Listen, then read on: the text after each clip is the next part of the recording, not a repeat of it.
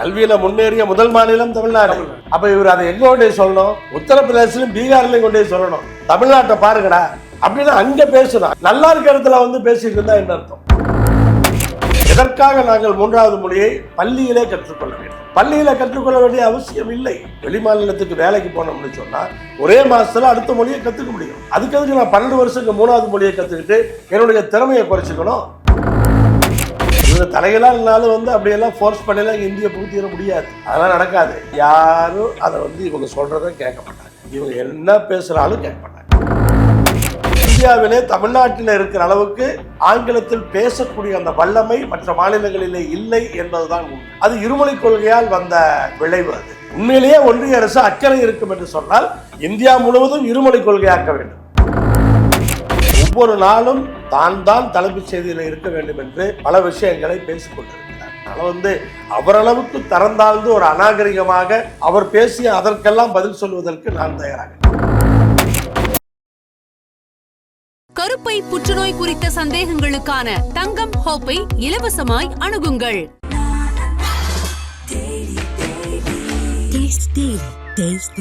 நாமக்கல்ல Tiruchengode main road எர்ணாபுரத்துல இருக்கிற Spiro prime public ஸ்கூல்ல +2 போர்டு எக்ஸாம்ஸோட சேர்த்து நீட் அண்ட் ஜேஇ கோச்சிங்கும் கொடுத்துட்டு இருக்காங்க. தங்கம் வைரம் வெள்ளி தள்ளுபடி திருவிழா. தங்க நகைகள் சேதாரம் 1% குறைவு. வைர நகைகள் கேரட்டுக்கு 5000 குறைவு. உங்க லலிதால விலையை கம்பேர் பண்ணுங்க. எங்க கம்மியோ அங்க வாங்குங்க. உலக தமிழர்களுக்கு வணக்கம். இன்றைக்கு நம்மோடு சிறப்பு நேர்காணலில் இணைந்திருப்பவர் கொங்கு நாடு மக்கள் தேசிய கட்சியினுடைய பொதுச் செயலாளர் திரு ER ஈஸ்வரன் ஐயா அவர்கள். ஐயா வணக்கம். ஐயா வணக்கம். சொல்லுங்க. நல்லா இருக்கீங்களா? நல்லா இருக்கோம். ஐயா, அமைச்சர் செந்தில் பாலாஜி கைது அல்லது பதவி பறிப்பு எதை எதிர்பார்க்கிறார் திரு அண்ணாமலை அவர்கள்? அண்ணாமலை எதிர்பார்த்து அது எப்படி நடக்கும்? அவராக தன்னை விளம்பரப்படுத்திக் கொள்வதற்காக செந்தில் பாலாஜியை இழுத்துக் கொள்ளுகிறார். அது நீதிமன்றத்தில் இருக்கிறது. உச்ச நீதிமன்றத்தினுடைய வழக்கு அது. அல்லது சட்டப்படி என்ன நடக்குமோ அது நடக்கும். தேவையில்லாமல் அதை எடுத்து சொல்லி ஊடகத்தினுடைய வெளிச்சத்தை தன் பக்கம் பாய்ச்சி கொள்ளுகிறார். அதை தவிர அதில் என்ன இருக்க முடியும்? இப்போ நம்ம பதிவு பண்ணிட்டு இருக்க இதே நேரத்தில் கிட்டத்தட்ட ஒரு மணி நேரத்துக்கு முன்னாடி உச்சநீதிமன்ற நீதிபதிகள் கேள்வி கேட்டிருக்காங்க அமைச்சர்கிட்ட, நீங்கள் பதவியில் நீடிக்கலாமா, என்ன நினைச்சிட்டு இருக்கீங்க மனசில் அப்படின்னு. 10 நாள் நேரம் கொடுத்துருக்காங்க. இது எப்படி புரிஞ்சுக்கிறது? சட்டம் என்று ஒன்று இருக்கிறது. அதன்படி பல விஷயங்கள் நடந்து கொண்டு இருக்கின்றன. இடையிலே நீதிபதிகள் அவ்வப்போது பல வழக்குகளிலே தங்களுடைய கருத்துக்களை சொல்லுவது வழக்கம். பிறகு தீர்ப்பு என்று ஒன்று இருக்கிறது. வழக்கறிஞர்களுடைய வாதம் என்று ஒன்று இருக்கிறது. அதுவெல்லாம் சட்டப்படி என்ன செய்யுமோ அதை செய்து கொண்டிருக்கும். தார்மீக ரீதியாக சட்டத்தை தாண்டி தார்மீக ரீதியாக குற்ற வழக்கிலிருந்து வெளியே வந்த உடனே அந்த அமைச்சர் பதவி என்பதெல்லாம் ஒரு கேள்விக்குறியாக மக்கள் மனதில். ஒரு ஏஜென்சி குற்றம் சாட்டுகிறது. குற்றம் சாட்டப்பட்டவர் நான் குற்றம் செய்யவில்லை என்று சொல்லுகின்றார். அப்புறம் இதுவெல்லாம் விசாரணைக்கும் அந்த வாதங்களுக்கும் உட்பட்டது. இன்றைக்கே ஒரு முன்மாதிரியாக நாம் இன்றைக்கு அதற்கான வழக்கு தீர்ப்பை நாம் சொல்லிவிட முடியாது. அது நீதிமன்றத்துடைய தீர்ப்புக்கு காத்திருப்பதை தவிர வேறு வழி கிடையாது. குறிப்பாக ஏழை எளிய மக்கள், நடுத்தர மக்கள், கூலி மக்களுடைய பிள்ளைகள் மூன்றாவதாக ஒரு மொழி கற்பதில் திமுகவிற்கும் திமுகவுடைய கூட்டணி கட்சிகளுக்கும் என்ன சிக்கல்? அதாவது இது வந்து புரியாமல் இன்றைக்கு பாரதிய ஜனதா கட்சியினுடைய சில தலைவர்கள் பேசிக்கொண்டிருக்கிறார்கள். அவர்களை ஆதரிப்பவர்கள் பேசிக்கொண்டிருக்கிறார்கள். பள்ளியில் படிக்கின்ற மாணவ மாணவிகள் இருமொழி படிக்கும் பொழுது அவர்களுக்கு மற்ற பாடங்களை படிப்பதற்கான கால அவகாசம் இருக்கிறது. மற்ற பாடங்களில் அவர்கள் சிறப்பாக படிக்கிறார்கள். அப்படி சிறப்பாக படிக்கும் பொழுது அவர்கள் வாழ்க்கையில் முன்னேறுவதற்கு அது உதவியாக இருக்கிறது. தமிழ்நாட்டை பொறுத்தவரை இருமொழி கொள்கை என்கிற காரணத்தினால் ஆங்கிலத்தை நன்றாக படித்துக் கொள்ளுகிறார்கள். இன்றைக்கு வந்து நம்ம கிராமத்திலிருந்து நாம் தொழில் எதையும் செய்துவிட முடியாது. வேலைக்கு போக வேண்டும் என்றால் கூட ஒரு கம்பெனிக்கு செல்லும் பொழுது ஆங்கிலம் அங்கே கண்டிப்பாக தேவைப்படுகிறது. வெளிநாடுகளுக்கு சென்றாலும் கூட ஆங்கிலம் நமக்கு உதவியாக இருக்கிறது. குறிப்பாக இந்தியாவிலே தமிழ்நாட்டில் இருக்கிற அளவுக்கு ஆங்கிலத்தில் பேசக்கூடிய அந்த வல்லமை மற்ற மாநிலங்களிலே இல்லை என்பதுதான் உண்மை. அது இருமொழி கொள்கையால் வந்த விளைவு. அதுதான் நம்ம இன்றைக்கு வந்து வெற்றி பெற்று இருக்கிறோம். அப்படி பார்த்தால் இந்தியா முழுவதும் மும்மொழி வேண்டாம் என்று இருமொழி கொள்கையை அவர்கள் கடைபிடிக்க வேண்டும். அப்படி கடைபிடித்தால் தமிழ்நாட்டு இளைஞர்களைப் போல எல்லா மாநில இளைஞர்களும் இன்றைக்கு சிறப்பாக விளங்குவதற்கான அந்த வாய்ப்பாக அமையும். அதை கர்நாடகாவிலே இப்பொழுது ஆரம்பித்திருக்கிறார்கள். எதற்காக நாங்கள் மூன்றாவது மொழியை பள்ளியிலே கற்றுக்கொள்ள வேண்டும்? பள்ளியில கற்றுக்கொள்ள வேண்டிய அவசியம் இல்லை. ஏன்னா மூன்றாவது மொழி என்ன உனக்கு தேவை என்பது பள்ளியில படிக்கிறப்ப தெரியாது. நீங்க படிச்சு முடிச்சுட்டு வேலைக்கு போறப்பதான் நீங்க எந்த மாநிலத்துக்கு போறீங்களோ அந்த மாநிலத்தோட மொழி மூன்றாவது மொழியா உங்களுக்கு தேவைப்படும். அப்ப அது பேச்சு மொழிங்கிறது ஒரே மாசத்துல கத்துக்குவீங்க. இதெல்லாம் நல்லா அனுபவப்பட்டவன். வெளி மாநிலத்துக்கு வேலைக்கு போனோம்னு சொன்னா ஒரே மாசத்துல அடுத்த மொழியை கத்துக்க முடியும். அதுக்கு நான் 12 வருஷம் மூணாவது மொழியை கத்துக்கிட்டு என்னுடைய திறமையை குறைச்சிக்கணும்? உண்மையிலேயே ஒன்றிய அரசு அக்கறை இருக்கும் என்று சொன்னால் இந்தியா முழுவதும் இருமொழி கொள்கை ஆக்க வேண்டும். அப்படி ஆக்கினார்கள் என்று சொன்னால் மொத்த மாணவ மாணவிகளும் இன்றைக்கு முன்னேறுவதற்கு ஒரு அடித்தளம் அமைத்து கொடுத்ததாக அது இருக்கும். உள்துறை அமைச்சர் அமித்ஷா அவர்கள் அந்நிய மொழியை கற்பதில் ரொம்ப ஆர்வம் காட்டுறீங்க. குறிப்பாக அவர் தமிழ்நாடை மேற்கோள் காட்டுறாரு. இப்போ நம்ம அதான் பேசிட்டு இருக்கோம். அந்நிய மொழியான ஒரு மொழியை கற்க ஆர்வம் காட்டுறீங்க. ஒரு இந்தியாவின் மொழி கற்பதில் என்ன சிக்கல் இருக்கு? இந்தியை பார்த்து ஏன் பயப்படுறீங்க? அது ஒரு தவறான, அப்படி யாரும் பயப்படல. இவங்க தலைகளாக இருந்தாலும் அப்படியெல்லாம் ஃபோர்ஸ் பண்ணலாம் இந்தியை புகுத்திட முடியாது. அதெல்லாம் நடக்காது. இப்போ நீங்கள் ஏன் கர்நாடகாவில் இப்போ இருமொழி கொள்கைங்கிறாங்க? இந்தி பாடத்தில் எல்லாரும் ஃபெயில் ஆயிருக்காங்க. அப்போ அடுத்த கிளாஸுக்கு போக முடியாது. அது கற்றல்ல தானே சிக்கல் இருக்குயா? கற்றுத்தர ஆசிரியர் இல்லையா சரியா கற்றுக் கொடுக்கும்? இல்லை, எது எப்படியோ ரிசல்ட் இப்படி இருக்கேன். அதாவது இப்போ ஒரு மாணவன் அவன் படிக்கிறான், அவன் வேலைக்கு போகிறான், அவனுக்கு ஹிந்தியோ இல்லை அடுத்த மொழியோ இப்போ எதுக்கு? நாளைக்கு வேலைக்கு போன முன்னாடி ஹிந்தி தேவைப்படலாம் அல்லது வேற மொழி தேவைப்படலாம். அப்படி ஒன்றும் நம்ம நீங்கள் ஹிந்தியே கற்றுக்கக்கூடாது, நாங்கள் மொழிக்கு எதிரானவர்கள் அப்படிலாம் சொல்லலை. ஒருவேளை இப்போ திருச்செங்கோடோ ஈரோடோ திருப்பூரோ அந்த பகுதியில் இருக்கவங்க அந்த குடும்பம் டெக்ஸ்டைல் தொழிலையோ லாரி தொழிலையோ ரிக்கு தொழிலையோ இருக்கிறாங்கன்னா தங்களுடைய பிள்ளைகள் நாளைக்கு அந்த தொழிலை பார்க்கணும் அப்படின்னு சொன்னால் அவங்க இந்தியை தனியாக கற்றுக் கொடுக்க வைக்கிறாங்க. அது நடக்கத்தானே செய்யுது. தமிழ்நாட்டில் இந்தியே யாரும் கற்றுக் கொடுக்க கூடாது அப்படின்னு சொன்னால் இவங்க பேசுறதெல்லாம் கரெக்டு. யாருக்கு தேவையோ அவர்கள் கற்றுக் கொடுக்கிறார்கள். தமிழும் ஆங்கிலமும் கம்பல்சரி. இதில் என்ன, இதை எல்லாரும் இதை கொண்டு போய் சேர்த்துறமே ஒழிய இதுக்கு எதிராக யாரும் அதை இவங்க சொல்றதை கேட்க மாட்டாங்க. இவங்க என்ன பேசுறாலும் கேட்க மாட்டாங்க. அவங்க எளிமையா ஒரு கேள்வி முன்வைக்கிறாங்க. நீங்க ஒரு இந்தி பாடத்துல தோல்வி அடைகிறாங்க, தேர்ச்சி பெறல, அதனால நீங்க வேண்டான்றீங்க. மாணவர்கள் மற்ற பாடங்கள்லயும் தோற்கிற மாணவர்கள் இருப்பாங்களே, அதுக்காக அந்த பாடத்தை நீக்க முடியுமா? கணக்கு சரியா வரல மாணவனுக்கு, கணக்கை நீக்க முடியாது. அப்படி ஒரு கேள்வி தர்க்க ரீதியாக கேட்குது. கணக்கு நீங்க படிச்சுதான் ஆகணும். படிச்சுதான் கணக்கோ சயின்ஸோ நீங்க படிச்சுதான் ஆகணும். நீக்க முடியாது, அது நீக்க கூடாது.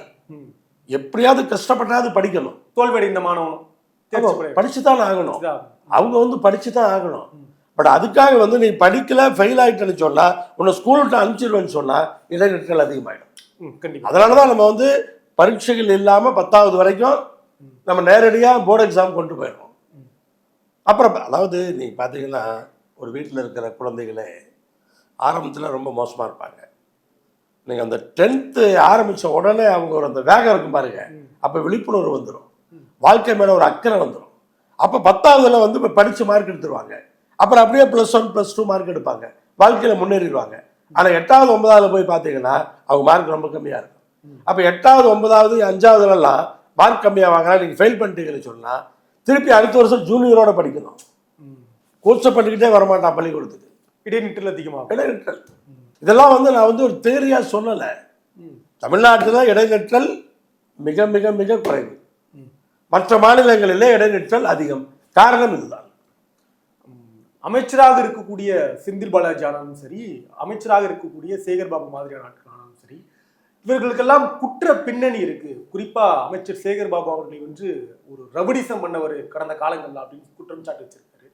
இதை எப்படி புரிஞ்சுக்கிறது அண்ணாமலை அவர்களுக்கு பேசினது? அந்த அளவுக்கு அநாகரிகமாக அவருடைய லெவலுக்கு நான் இறங்க விரும்பல. நாங்கள் கொஞ்சம் ஆக்கப்பூர்வமாக டீசெண்டாக பாலிடிக்ஸ் பண்ணிட்டு இருக்கிறோம் இல்லையா? இப்போ குற்ற பின்னணியை எடுத்து நம்ம எக்ஸ்ப்ளோர் பண்ணால் அது வேற கணக்கு. அது வேற கணக்கு. எந்த கட்சியில் எவ்வளவு குற்ற பின்னணி உள்ளவர்கள் இருக்கிறாங்க இதெல்லாம் எடுக்க முடியுமா? அதை எடுத்து பேசிட்டு இருந்தா என்ன நடக்கும்? ஒன்றும் நடக்காது. அதனால அவர் வேண்டுமென்றே ஒவ்வொரு நாளும் தான் தலைப்புச் செய்தியில் இருக்க வேண்டும் என்று பல விஷயங்களை பேசிக்கொண்டிருக்கிறார். அதனால அவரளவுக்கு தரந்தாழ்ந்து ஒரு அநாகரிகமாக அவர் பேசிய அதற்கெல்லாம் பதில் சொல்வதற்கு நான் தயாராக இல்லை. என்னுடைய லெவலில் நான் குறைத்துக்கொள்ள தயாராக இல்லை. கூடுதலா இன்னொரு செய்தியும் அவர் முன்வைக்கிறாரு. இப்படிப்பட்ட நபர்கள் எல்லாம் வந்து நம்மளுடைய மாணவர்களுக்கு பாடம் சொல்லி கொடுத்தா மாணவர்கள் வந்து சரியான மாணவர்களாக வெளியே வரமாட்டாங்க. இந்த ஆட்சியாளர்கள் சொல்றாரு, தவறான ஆட்சியாளர்கள் பாடம் சொல்லி கொடுத்தா மாணவர்கள் சரியா இருக்க மாட்டாங்க அப்படின்னு இருக்காரு. இது எப்படி பார்க்குறது? இது நகைப்புக்குரிய விஷயம். அதாவது இன்னைக்கு வந்து இந்திய அளவில் ஒன்றிய அரசே டேட்டா கொடுத்துருக்காங்க. தமிழ்நாடு வந்து எந்த அளவுக்கு இன்னைக்கு வந்து கல்வியில் முன்னேறி இருக்கு. கல்வியில் முன்னேறிய முதல் மாநிலம் தமிழ்நாடு. அப்போ இவர் அதை எங்கே கொண்டே சொல்லணும்? உத்தரப்பிரதேசிலும் பீகார்லையும் கொண்டே சொல்லணும், தமிழ்நாட்டை பாருங்கடா அப்படின்னு அங்கே பேசணும். அங்கே இருக்கிற மாணவர்களை முன்னேற்றுறதுக்கு ஒரு தேசிய கட்சியை அவங்க முயற்சி செய்யணும். நல்லா இருக்கிற இடத்துல வந்து பேசிட்டு இருந்தா என்ன அர்த்தம்? அது தேவையில்லையே. ஒரு யதார்த்தமாக, அதாவது இது வந்து எமோஷனலாக ஏதோ ஒரு சில இளைஞர்களை அல்லது அவர்கள் கட்சியில் இருப்பவர்களை ஒரு அட்ராக்ட் பண்ணி ஒரு கைதட்டுறதுக்காக எதை வேணாலும் பேசலாம். பட் தமிழ்நாட்டுக்கு என்ன பிரயோஜனம்? அதனால் இதுக்கு புதிய கல்விக் கொள்கையில் 2030 நாங்கள் வந்து 50% அந்த நிலையை அடைவோம் அப்படிங்கிறதான் இலக்கா வச்சிருக்காங்க. நம்ம இப்போவே 52% வந்துட்டோம். ஆமாம். இதையெல்லாம் தெரிஞ்சுக்கிட்டு கூட இப்படி பேசிட்டு இருந்தா இல்லை தமிழ்நாட்டில் இருக்கவங்களாம் முட்டாள்களா இல்லை நீங்கள் பேசுகிறத கேட்பாங்க. ஐயா, இதையெல்லாம் தாண்டி கிட்டத்தட்ட இன்றைக்கு திமுகவுடைய இந்த கூட்டணி எந்த அளவுக்கு பலமா இருக்கு? கூட்டணிகளுக்கு உரிய மரியாதையை கொடுக்கிறார்களா திமுக கூட்டணியை பொறுத்தவரை உள்ளுக்குள்ள உரிமைகளுக்காக அந்த அவரவர் கட்சியினுடைய கொள்கைகளுக்கு ஏற்றவாறு கருத்துக்களும் சொல்லுவாங்க, போராட்டங்களும் செய்வாங்க, கைது கூட ஆவாங்க. அது வேற விஷயம். தோழமை கட்சியை கைது செய்யலாமா அப்படிங்கிற பேச்செல்லாம் அங்கே இல்லை. கூட்டணி வேறு, இது வேறு. அந்த புரிதல் கூட்டணி கட்சிகளுக்கும் இருக்கிறது, அதை தலைமை தாங்குகின்ற முதலமைச்சருக்கும் இருக்கிறது. அதனால் இதிலெல்லாம் வந்து கூட்டணி பிரிஞ்சிடும், கூட்டணி எழுந்து வெளியே போயிடுவாங்க அப்படிங்கிற மாதிரி வெளியிலேருந்து யாராவது யோசிச்சு வெயிட் பண்ணிட்டு இருந்தாங்கன்னா இலவு காத்த கிளி தான் அது. ஆனால் இங்கே பொறுத்தளவுக்கு கூட்டணியில் எல்லாம் நல்ல அண்டர்ஸ்டாண்டிங்கோட புரிதலோடு நாங்கள் எல்லாருமே இருக்கிறோம். அதனால் கூட்டணிக்கும் இதுக்கும் எந்த சம்பந்தமும் இல்லை. கூட்டணி வலுவாக இருக்கு. 2026 சட்டமன்ற தேர்தலில் கொங்குநாடு மக்கள் தேசிய கட்சி, நீங்கள் இந்த ஆட்சியாளரிடம் எதை எதிர்பார்க்கிறீர்கள்? திமுக கட்சியிடம் எதை எதிர்பார்க்கிறீர்கள்? அது தேர்தல் நேரத்தில் அப்போது இருக்கிற சூழ்நிலையை பொறுத்து தொகுதிகள் என்ன ஏது என்பதையெல்லாம் பேச்சுவார்த்தை நடத்துவோம். அது உங்கள்கிட்டயே நான் சொல்லிட்டேன்னா லீக் ஆகிறாதா? அதெல்லாம் சொல்ல முடியுமா? கூட்டணி வலுவாக சென்று கொண்டு இருக்கிறது, எந்த பிரச்சனையும் கிடையாது. தேவையான விஷயங்களை செய்து கொண்டு இருக்கிறோம். பல்வேறு விஷயங்களை இன்றைக்கு சட்டமன்றத்திலே கேள்வியாக வைக்கின்றோம். அமைச்சர்கள் அதை செய்து கொடுத்து கொண்டிருக்கிறார்கள். தொகுதிக்கான தேவைகளை, கொங்கு மண்டலத்திற்கான தேவைகளை அப்படி வந்து ஒரு ஆக்கப்பூர்வமாக நம்ம இன்னைக்கு வந்து அந்த அரசியலை பண்ணிட்டு இருக்கிறோம். ஆனால் இதுவெல்லாம் நமக்கு வந்து இன்னைக்கு பேசக்கூடிய விஷயம் இல்லை. காலையில் வீட்டிலிருந்து புறப்பட்டு மீண்டும் வீடு திரும்பும் வரை என்னுடைய உயிருக்கு ஆபத்து இருக்கிறது.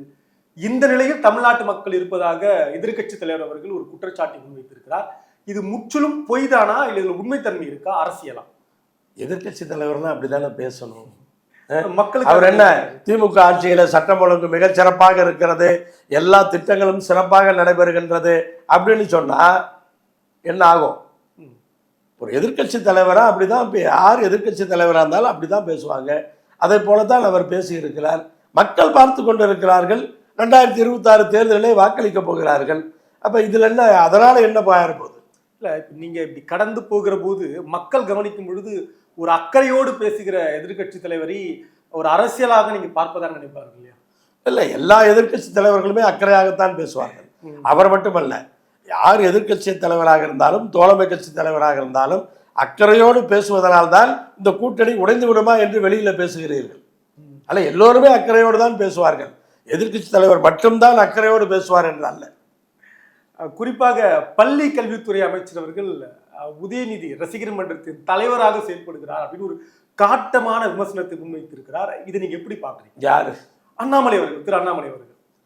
அவருக்கு வந்து டெய்லி ஏதாவது ஒண்ணு, அதாவது அது வந்து ஓகே, அவர் வந்து ஆல்ரெடி அதை பண்ணிட்டு இருக்காரு. அதுல என்ன, அப்படிதான் ஆல்ரெடி இருந்தாரு. இப்போ அவர் நடிக்கிறதே விட்டுட்டாரு. அப்புறம் இப்போ என்ன, இன்னைக்கு என்ன ரசிகர் மன்றம் இன்னைக்கு எங்கே இருக்கு? அதெல்லாம் கிடையாது. அவர் அமைச்சராக இன்னைக்கு வேலை பார்த்துட்டு இருக்காரு. அவங்க ஒரு டீமாக ஒர்க் பண்ணுறாங்க. ஒரு டீமாக இளைஞர்கள் இன்னைக்கு ஒன்று சேர்ந்து நல்ல ஒரு டீமாக ஒர்க் பண்ணுறாங்க. அதன் மூலமாக நல்ல விஷயங்கள் நாள் நடக்குது அப்படின்னு சொன்னால் நல்லது தானே. குறிப்பாக திரு அண்ணாமலை அவர்கள் செந்தில் பாலாஜி டார்கெட் பண்ணுவதற்கான காரணம் என்ன? 2026 தேர்தலில் திமுக மக்களை நம்பி இருக்கிறதா அல்லது அமைச்சர் செந்தில் பாலாஜி நம்பி இருக்கிறதா? திமுக மக்களை நம்பி எந்த கட்சியாக இருந்தாலும் மக்களை நம்பித்தான் இருக்கும், வாக்காளர்களை நம்பித்தான் இருக்கும். யாரையும் தனிப்பட்ட மனிதனை நம்பி இருக்கிறதுக்கான அந்த வாய்ப்பு கிடையாது. அண்ணாமலை அவர்களை பொறுத்தவரை நான் சொன்னது போல திரும்ப திரும்ப அவருடைய பேட்டிகளையும் அவர் வந்த இந்த அவருடைய வரலாறுகளை எல்லாம் எடுத்து பார்த்தீர்கள் என்று சொன்னால், நீங்கள் கொஞ்சம் பின்னோக்கி பார்த்தீங்கன்னு சொன்னால், விளம்பரத்துக்காக எல்லாமே பேசிகிட்டு இருப்பார், அப்படியே கடந்து போயிடுவார். பெட்டி பெட்டியாக எல்லாம் கொடுத்தாரு, அதெல்லாம் என்னாச்சு? கவர்னர் அலுவலகத்துக்கு அப்படியே பெட்டி பெட்டியாக கொண்டு போய் கொடுத்தாரு, அதை பற்றி ஏதாவது பேசுகிறாரு? அப்புறம் அதை பற்றி ஒன்றுமே பேசலை. அது சொல்லிட்டு கடந்து போகிறது தானே. அண்ணாமலை அவர்கள் கிட்டத்தட்ட இந்த டாஸ்மாக் மதுபான ஊழல்ல 1000 கோடி ஊழல் நடந்திருப்பதாக பிரஸ் மீட் கொடுக்குறாரு. அதையே வருமான வரித்துறை அடுத்த நாள் கொடுக்குறாங்க. இது எப்படி பொருத்தி பார்க்குறீங்க? இதெல்லாம் உங்களுடைய கணிப்புக்கு நான் விட்டு விடுகிறேன். ஏன்னா உங்களுக்கே அது தெரியுது. அது எப்படி அதை கேள்வி கேட்கும்போது அந்த கேள்வியிலேயே பதில் இருக்குது. ஆனால் இதெல்லாம் தீர்ப்பு நீதிமன்றத்துக்கு போய் தீர்ப்பெல்லாம் வர்றப்ப தான் இது உண்மை என்னங்கிறது தெரியும். அதெல்லாம் பட் ஒரு சந்தேகத்துக்குரிய வகையில் அவர் பேசியிருக்கிறார். அதையே அப்படியே எப்படி இவங்க சொன்னாங்கங்கிற சந்தேகம் தமிழ்நாட்டு மக்களுக்கு எல்லாமே இருக்கிறது. அவர் முதலாளே தனக்கு விளம்பரம் தேடிக்கிறதுக்காக அதை சொல்லி பார்த்தாரு. பார்த்தீங்களா, அண்ணாமலை சொன்னார், அது நடந்துருச்சு இல்லை. ஆனால் என்ன பிரச்சனை ஆச்சுன்னா, அவர் சொல்லாமல் ஈடு சொல்லியிருந்தா அதனுடைய எஃபெக்ட் நல்லா இருந்திருக்கும். இப்போ அவர் சொன்னதுனால அந்த எஃபெக்ட் குறைஞ்சி போச்சு. இறுதி கேள்வி. நடிகர் விஜய் அவர்களுடைய கட்சி தொடங்கியிருக்காங்க, அடுத்து அவங்க தேர்தலை சந்திக்க இருக்காங்க. இதையெல்லாம் வைத்து பார்க்கிற பொழுது திமுகவுடைய கூட்டணியிலிருந்து உடைத்து சிலரை இந்த கட்சிக்கு கொண்டு வருவதாக ஒரு முயற்சி நடந்துட்டு. திமுக கூட்டணி உடைந்தால் யாருக்கு லாபம், உடையாமல் இருந்தால் யாருக்கு நட்டமா இருக்கும்னு நினைக்கிறீங்க? நடக்காத ஒரு விஷயத்தை யாருக்கு லாபம் நஷ்டம் கணக்கு பார்த்து பிரயோஜனம் இல்லை. ஆனால் நடிகர் விஜய் அவர்களை பொறுத்தவரை அவர் புதிதாக கட்சி ஆரம்பித்திருக்கிறார். அது எல்லோருக்குமே ஜனநாயகத்தில் உரிமை இருக்கிறது. அதை அவரும் செய்திருக்கிறார். ஒரு சினிமா நடிகராக மக்கள் மத்தியிலே அவருக்கு அறிமுகம் இருக்கிறது. குறிப்பாக இளைஞர்கள் மத்தியிலே ஒரு நல்ல அறிமுகம் இருக்கிறது. அவர் தேர்தல் களத்திற்கு தனியாக வரும் பொழுது சீமான் அவருடைய வாக்குகளை கொஞ்சம் பிரிப்பார். அந்த வாக்குகள் அவரை நோக்கி கொஞ்சம் போவதற்கு வாய்ப்பு இருக்கிறது. ஒரு சில கட்சிகளுடைய சில இளைஞர்கள் அவரை நோக்கி பயணிப்பதற்கான அந்த வாய்ப்பும் இருக்கிறது. திமுக உண்டா? திமுக திமுக அண்ணா திமுகவை பொறுத்த அளவுக்கு அது அவங்க கொள்கை ரீதியாக இருந்துட்டு இருக்காங்க. அது அவ்வளோ ஈஸியாக அது பிரியுங்கிற நம்பிக்கை எனக்கு இல்லை. அதுக்கான வாய்ப்பு கம்மி. இப்போ லேட்டஸ்ட்டாக பார்த்தீங்கன்னா நீங்கள் கமலஹாசனை நோக்கி கொஞ்சம் போனாங்க. அப்புறம் அவர் அண்ணாமலை வந்தோடனே அவரை நோக்கி கொஞ்சம் போனாங்க. அப்புறம் சீமான் வந்தோடனே அவரை நோக்கி கொஞ்சம் போனாங்க. இப்போ அவங்க எல்லாமே இவரை நோக்கி போவாங்க. விஜயை நோக்கி நகரும். ஒவ்வொரு தேர்தலையும் புதிதாக யார் வருகிறார்களோ அவர்களை நோக்கி போவது அவர்களுடைய இயல்பு. அது யார் என்னங்கிறதெல்லாம் கிடையாது. ஸோ அப்படி திமுக அண்ணா திமுகவை பிடிக்காதவர்கள் இப்படி அந்த இளைஞர்கள் அப்படி போவது வழக்கம். அதனால ஒரு கணிசமான வாக்கு அவருக்கு தனியாக நின்றால் கிடைப்பதற்கு வாய்ப்பு இருக்கிறது. அதை வைத்துக்கொண்டு எதையும் சாதித்து விட முடியாது. யாராவது ஒரு சிலருடைய வெற்றியை அவர் தடுக்கலாம். அதை தவிர வேற எதையும் சாதித்து விட முடியாது. நீங்க தொடங்கிய உடனே சீமானிடமிருந்து சில வாக்குகள் பிரியும். அது கலை யதார்த்தமா இல்லை உங்க விருப்பமா? அதாவது இன்றைக்கு இருக்கிற நாம் தமிழர் கட்சியினுடைய நிலைப்பாடு இதையெல்லாம் பார்க்கும் பொழுது கொஞ்சம் அவங்ககிட்ட ஆல்ரெடியே பார்த்தீங்கன்னு சொன்னால் வாரம் தமிழக வாழ்வுரிமை கட்சி தலைவர் வேல்முருகன் அவர்கள் ஒவ்வொரு மாவட்டத்திலையும் கூட்டம் போட்டு நாம் தமிழர் கட்சியிலேருந்து இணைஞ்சிட்டு இருக்காங்க. விருதுநகரில் கூட அந்த நேற்றைய தினம் அந்த நிகழ்ச்சி நடந்திருக்கிறது. அதனால் இப்படி இது நடக்க தான் செய்யும். அதனால் அப்படிப்பட்ட அந்த இளைஞர்கள் அப்படிங்கிறவங்க இது கொஞ்சம் எப்படி சீமானுடைய அந்த ஒரு வருகை, புது வருகை, அவர் தான் திமுக அண்ணா திமுகவுக்கு அடுத்து அந்த வாக்குகள்லாம் அவர் தனியாக நிற்கிறார், அவருக்கு போடலாம் அப்படின்னு போடுறவங்க விஜய் தனியாக நின்னால் அவருக்கு போடுவாங்க. அவர் யாரோட கூட்டணி சேர்றப்ப அவர் தனியாக நின்று வாங்கக்கூடிய வாக்குகளை வாங்குவாராங்கிறது சந்தேகம். 4 ஆண்டு காலம் இந்த திமுக ஆட்சி எப்படி சென்றது? எந்த ஆட்சியாக இருந்தாலும் 5 ஆண்டுகள் ஆட்சியில் இருந்தால் ஒரு எதிர்வாக்குகள் இருக்கும். அந்த வகையில் திராவிட முன்னேற்ற கழகத்துக்கும் உண்டு. ஆனால் அந்த எதிர்வாக்குகள் எப்போது எதிரணிக்கு செல்லும் என்று சொன்னால் எதிரிலே ஒரு வலிமையான கூட்டணி வேண்டும். அந்த கூட்டணி ஆளுங்கட்சி கூட்டணியை தோற்கடித்து விடும் என்ற ஒரு நம்பிக்கை மக்கள் மத்தியிலே விதைக்கப்பட்டால், மக்கள் நம்பினால் அந்த ஆட்சிக்கு எதிரான வாக்குகள் அவர்களுக்கு போவதற்கான வாய்ப்பு இருக்கிறது. ஆனால் அரசினுடைய நலத்திட்டங்கள், அளவில்லாத நலத்திட்டங்கள், யாரும் எதிர்பாராத நலத்திட்டங்கள், அதுவெல்லாம் இன்றைக்கு அதை சரி செய்துவிடும் என்று நான் நினைக்கின்றேன். நடப்பு 2025 ஆண்டுக்கான பட்ஜெட் உங்கள் பார்வையில திருப்திகரமா இருக்கா? மாண்புமிகு நிதியமைச்சர் அருமை அண்ணன் தங்கம் தென்னரசு அவர்கள் ஒரு மிகச்சிறப்பான நிதிநிலை அறிக்கையை சமர்ப்பித்திருக்கிறார். யாருமே நிதிநிலை அறிக்கையை குறை சொல்லிவிட முடியாது. ஏன்னா ஆலோசித்து ஆழமாக ஆராய்ந்து பல்வேறு அறிவிப்புகளை அங்கே வெளியிட்டு இருக்கிறார்கள். இந்த கால சூழ்நிலைக்கு ஏற்றவாறு கல்விதான் முக்கியம் என்று உயர்கல்வி, பள்ளிக்கல்வி, இப்படி கல்வி சார்ந்த விஷயங்களுக்கு ஒரு 60,000 கோடியை ஒதுக்கி இருக்கிறார்கள். அது மாதிரி அதுதான் முக்கியம் அப்படின்னு அதை ஒதுக்கியிருக்காங்க. அதே மாதிரி பார்த்தீங்கன்னு சொன்னால் இன்னைக்கு தகவல் தொழில்நுட்பத்துறை, அதுதான் இன்னைக்கு ஆர்டிஃபிஷியல் இன்டெலிஜென்ஸு, செமிகண்டக்டர்ஸ், இது மாதிரி விஷயங்கள் தான் இன்னைக்கு எதிர்காலத்தில் இந்த உலகத்தை ஆளக்கூடியது. அப்படிப்பட்ட அந்த துறைகளுக்கு ஒரு கவனம் செலுத்தி இன்றைக்கு அதற்கான அறிவிப்புகள் இன்றைக்கு நிறைய வந்திருக்கிறது. அதே போல் தொழில்துறை சார்ந்துதான் அமைச்சர் அவர்கள் அதிகமாக சட்டமன்றத்திலே பேசினார். அப்போ படிக்கிற இளைஞர்களுக்கு வேலை வாய்ப்பை உருவாக்கி கொடுக்க வேண்டியது அரசனுடைய கடமை என்பதை மனதில் நிறுத்தி கொண்டுதான் நிறைய தொழிற்சாலைகள் தமிழ்நாட்டுக்கு வர வேண்டும் என்பதை முன்னிறுத்தி அந்த தொழில்துறைக்கான பல அறிவிப்புகளை, பல முன்னெடுப்புகளை அவர் இன்றைக்கு செய்திருக்கிறார். அதே போல பார்த்தீர்கள் என்று சொன்னால் மருத்துவத்துறைக்கும் தேவையான நிதியை ஒதுக்கி இருக்கிறார்கள். ஏன்னா ஆரோக்கியம் என்பது மிக முக்கியம் என்பதை தெரிந்து அதை ஒதுக்கி இருக்கிறார். நீர்வளத்துறைக்கு அதிகமான நிதி இல்லை. என்னை பொறுத்தவரை நீர்வளத்துறை என்பது மிக முக்கியமான துறை. இன்றைக்கு அதாவது மொத்த உற்பத்தி மதிப்பு, தமிழ்நாட்டுடைய மதிப்பு கூடிக்கொண்டிருக்கிறது. ஆனால் அதில் பல துறைகளிலிருந்து பங்களிப்பு இருக்கிறது. விவசாயத்துறையுடைய பங்களிப்பு அதில் குறைவாக இருக்கிறது. காரணம் என்னவென்று சொன்னால் நீர் பற்றாக்குறை. விவசாயத்துக்கு தண்ணீர் பற்றாக்குறை தான் அதற்கு முக்கியமான காரணம். அதனால் அந்த நீர்வளத்துறைக்கு மொத்தம் 9,000 கோடி தான் ஒதுக்கி இருக்கிறார்கள். என்னை பொறுத்தவரை நீர்வளத்துறைக்கு கல்வித்துறைக்கு இணையாக ஒதுக்கியாக வேண்டும். ஏன்னா இன்னைக்கு பெரிய அணைகள் கட்டுவதற்கு இங்கே இடம் கிடையாது. காமராஜர் காலத்திலே, கலைஞர் காலத்திலே நிறைய அணைகளை கட்டிவிட்டு, ஆங்கிலேயர் காலத்திலே நிறைய அணைகளை கட்டிவிட்டார்கள். இப்போது தேவையானது தடுப்பணை. எல்லா ஆறுகளிலும் எல்லா பகுதிகளிலும் தடுப்பணைகள் கட்ட வேண்டும். ஒவ்வொரு சட்டமன்ற தொகுதிக்கும் இன்றைக்கு 5 தடுப்பணைகளுக்கான தேவை இருக்கிறது. அதன் மூலமாக நீங்கள் மின்சாரமும் தயாரிக்கலாம். நீர் மின்சாரம் தான் இருக்கிறதுலே சீப்பு. அதையும் தயாரித்து தண்ணீரை ஆங்காங்கு நிறுத்தினார்கள் என்று சொன்னால் நிலத்தடி நீர் மேம்படும். அதன் மூலமாக வாய்க்கால்களை வெட்டி தேவையான தண்ணீர் பாசனத்தை கொடுத்து விட முடியும். அப்போ அந்த நீர்வளத்துறைக்கு ஒரு முக்கிய கவனம் கண்டிப்பாக தேவைப்படுகிறது. ஏன்னா நீர்வளத்துறையை சார்ந்துதான் ஊரக வளர்ச்சித்துறை, நகராட்சித்துறை, சுற்றுச்சூழல் துறை, எரிசக்தி துறை, விவசாயத்துறை, இத்தனை துறைகளும் அந்த நீர்வளத்துறையை சார்ந்துதான் இருக்கின்றன. இப்போ நீங்கள் ஊரகத்துறையினாலும் சரி, நகராட்சி துறையினாலும் சரி, நீர்வளத்துறையினால் அவங்களுக்கு தண்ணீர் கொடுக்கப்படுகிறது, அவங்க அதனால் வளர்றாங்க. ஆனால் ஊரக வளர்ச்சித்துறையிலையும் நகராட்சி துறையிலையும் கழிவு நீரை கொண்டுட்டு நீர்வளத்துறை சார்ந்த பொறுப்பில் இருக்கிற அந்த நீர்நிலைகளிலே கலக்கி விடுகிறார்கள். நீர்வளத்துறை அவங்களுக்கு நல்லது செய்கிறது, அந்த துறைகள் இந்த துறைக்கு கெட்டது செய்கிறார்கள். அப்ப சுற்றுச்சூழல் துறை வேடிக்கை பார்க்கக்கூடாது. சுற்றுச்சூழல் துறை அதையெல்லாம் தடுத்தாக வேண்டும். ஏன்னா இன்றைக்கு தமிழ்நாடு முழுவதும் நீர்நிலைகளிலே கழிவு நீர் கலப்பது வாடிக்கையாக இருக்கிறது. அதன் மூலமாக பல்வேறு நோய்கள்.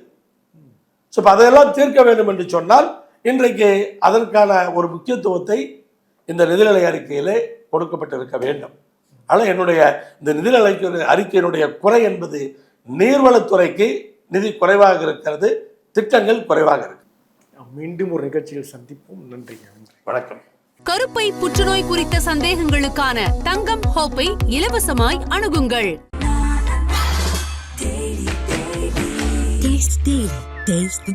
நாமக்கல்ல திருச்செங்கோடு மெயின் ரோட் எர்ணாபுரத்துல இருக்கிற ஸ்பைரோ பிரைம் பப்ளிக் ஸ்கூல்ல +2 போர்டு எக்ஸாம்ஸோட சேர்த்து நீட் அண்ட் ஜேஇ கோச்சிங்கும் கொடுத்துட்டு இருக்காங்க. தங்கம், வைரம், வெள்ளி தள்ளுபடி திருவிழா. தங்க நகைகள் சேதாரம் 1% குறைவு, வைர நகைகள் கேரட்டுக்கு 5000 குறைவு. உங்க லலிதால விலையை கம்பேர் பண்ணுங்க, எங்க கம்மியோ அங்க வாங்குங்க.